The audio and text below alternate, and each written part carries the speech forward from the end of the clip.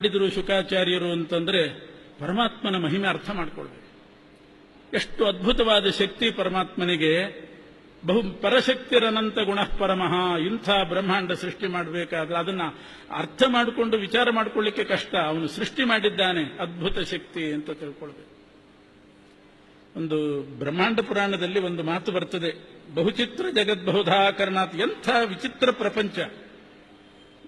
ಭೌಗೋಳಿಕವಾಗಿ ಅಷ್ಟೇ ಅಲ್ಲದೇನೆ ಪ್ರಾಣಿಗಳು, ಆ 14 ಲೋಕದಲ್ಲಿ ಎಷ್ಟು ಜೀವರಾಶಿಗಳು, ಒಬ್ಬೊಬ್ಬರ ಸ್ವಭಾವ, ಒಬ್ಬೊಬ್ಬರದು ಒಂದೊಂದು ಥರ. ನಮ್ಮ ಹಾಗೆ ಎಲ್ಲರೂ ಇರೋದಿಲ್ಲ, ಅದನ್ನ ಅರ್ಥ ಮಾಡ್ಕೊಳ್ಬೇಕು. ಒಬ್ಬ ವ್ಯಕ್ತಿ ನಮ್ಮ ಹಾಗಿಲ್ಲ, ನಮ್ಮ ಮೂಗಿನ ನೇರಕ್ಕಿಲ್ಲ ಅಂದ್ರೆ ಸಿಟ್ಟು ಬರ್ತದೆ. ಆದ್ರೆ ಒಬ್ಬೊಬ್ಬರಿಗೆ ಒಂದೊಂದು ಸ್ವಭಾವ ಇಟ್ಟಿದ್ದಾನೆ ಪರಮಾತ್ಮ, ಒಂದೊಂದು ಶಕ್ತಿ ಇಟ್ಟಿದ್ದಾನೆ, ಅದ್ಭುತ ಶಕ್ತಿ. ಒಂದು ಶ್ಲೋಕ ಬ್ರಹ್ಮಾಂಡ ಪುರಾಣದ್ದು ಹೇಳ್ತೇನೆ. ಈಗಿನ ಕಾಲದ ನಾಸ್ತಿಕರು ಶ್ರಾದ್ದದ ಬಗ್ಗೆ ಆಕ್ಷೇಪ ಮಾಡ್ತಾರೆ. ಇಲ್ಲಿ ಪಿಂಡ ಪ್ರದಾನ ಮಾಡಿದರೆ ಎಲ್ಲೋ ಇದ್ದಂಥ ಜೀವನಿಗೆ ಹೇಗೆ ತಲುಪ್ತದೆ?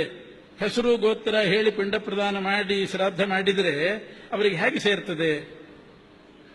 ಮಹಡಿ ಮೇಲಿದ್ದವ್ರನ್ನ ಕೆಳಗೆ ಯಾಕೆ ಕರಿತೀರಿ ಊಟಕ್ಕೆ? ಇಲ್ಲೇ ಶ್ರಾದ್ದ ಮಾಡಿದರೆ ಅವರಿಗೆ ತೃಪ್ತಿ ಆಗಲಿ. ನೀವು ಮನೆಯಲ್ಲಿ ಶ್ರಾದ್ದ ಮಾಡಿದಾಗ ಎಲ್ಲೋ ಹುಟ್ಟಿದವರಿಗೆ ತೃಪ್ತಿ ಆಗೋದಾದ್ರೆ, ಅಥವಾ ಪ್ರವಾಸಕ್ಕೆ ಹೋದವರಿಗೆ ಅವರು ಯಾಕೆ ಆಹಾರ ಸಾಮಗ್ರಿ ತಗೊಂಡು ಹೋಗಬೇಕು? ಮಧ್ಯಾಹ್ನದ ಹೊತ್ತಿಗೆ ಅವರಿಗೆ ಶ್ರಾದ್ದ ಮಾಡ್ರಿ, ಅವರಿಗೆ ತೃಪ್ತಿ ಆಗ್ತದೆ. ಹೀಗೆಲ್ಲ ಮಾತಾಡೋದುಂಟು. ಅದಕ್ಕೆ ವ್ಯಾಸರು ಬ್ರಹ್ಮಾಂಡ ಪುರಾಣದಲ್ಲಿ ಒಂದು ಶ್ಲೋಕ ಹೇಳಿದ್ದಾರೆ. ಕುಚೋದ್ಯ ಮಾಡೋದಲ್ಲ, ಭಗವಂತನ ಸಂಕಲ್ಪದಂತೆ ಎಲ್ಲ ನಡೀತದೆ. ಪರಮಾತ್ಮನ ಸೃಷ್ಟಿ ಬಹಳ ಅದ್ಭುತ, ವಿಚಿತ್ರ. ದರ್ಶನ ಧ್ಯಾನ ಸಂಸ್ಪರ್ಶಾತ್ ಮತ್ಸಿ ಕೂರ್ಮೀಚ ಪಕ್ಷಿಣಃ ಯಥಾತೆ ತೃಪ್ತಿಮಾಯಾಂತಿ ಶ್ರಾದ್ದೇನ ಪಿತರಸ್ತಥಾ. ಅದ್ಭುತವಾದ ಶ್ಲೋಕ. ಭಗವಂತನ ಸೃಷ್ಟಿ ಎಷ್ಟು ವಿಚಿತ್ರ ಅಂದ್ರೆ, ಮೀನು ಹೇಗೆ ಬದುಕ್ತದೆ?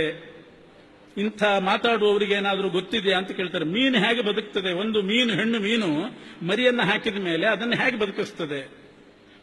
ತಾಯಿಯಂದರು ಮಗುವನ್ನ ತೊಡೆ ಮೇಲೆ ಮಲಗಿಸ್ಕೊಂಡು ಹಾಲು ಕುಡಿಸಿ ಬೆಳೆಸಿದಂತೆ ಆ ತಾಯಿ ಮೀನು ಮರಿಯನ್ನು ಬೆಳೆಸ್ತದ? ಅಂಥ ರಚನೆ ಉಂಟ? ಅಂಗರಚನೆ ಇಲ್ಲ. ಮತ್ತೆ ಹೇಗೆ ಬೆಳೆಸ್ತದೆ? ದರ್ಶನಾತ್.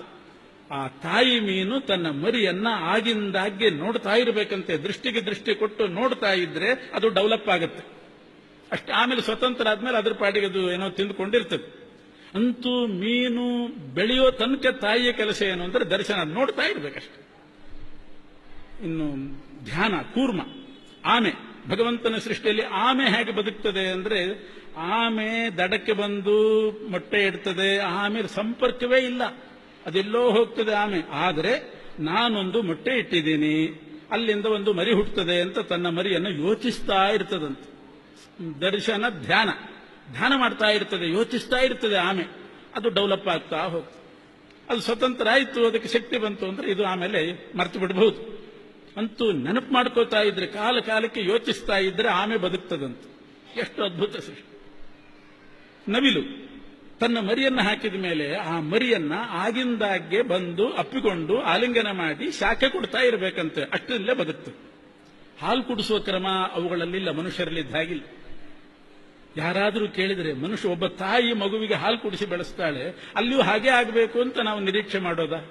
ಅಲ್ಲಿ ಹರಿಸಂಕಲ್ಪ ಬೇರೆ ಬೇರೆ ವ್ಯವಸ್ಥೆ ಮಾಡಿದ್ದಾನೆ. ಒಂದೊಂದು ಕಡೆ ಒಂದೊಂದು ವ್ಯವಸ್ಥೆ.